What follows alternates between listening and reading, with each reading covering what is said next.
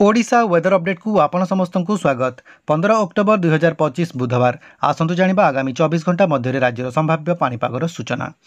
भारतीय पाणीपाग विभाग द्वारा जारी करा जायतिबा रिपोर्ट अनुसार दक्षिण पश्चिम मौसुमी वायु ओडिशा एवं छत्तीसगढ़ किछि अंश एवं उत्तर पूर्व राज्यगुड़िकर बाकी अंशरू प्रत्याहार हो जाइछि। आगामी 2 दिन मध्य देशर अवशिष्ट अंशरू दक्षिण पश्चिम मौसुमी वायु प्रत्याहार पाई परिस्थिति अनुकूल रही।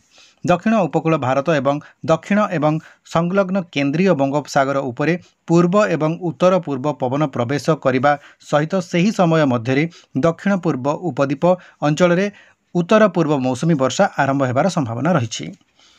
उत्तर गांगेय पश्चिमबंग एवं पाखापाखी अंचल उपर वायु घूर्णिबलय वर्तमान गांगेय पश्चिमबंग एवं झारखंड उपरे समुद्र पतन ठारू 3.1 किलोमीटर रु 4.5 किलोमीटर उपरे रही।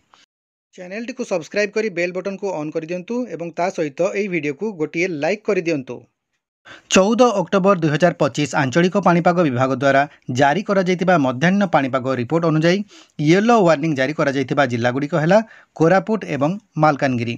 एही दुईटी जिल्लार गोटिए किंबा दुईटी स्थान में बिजुली एवं घड़घड़ी हेबार संभावना रही एवं किछि स्थान में हालुकरू मध्यम धरणर वर्षा सांगकू घंटा को 30 रु 40 किलोमीटर बेगरे पवन बहिबार मध्य संभावना रही।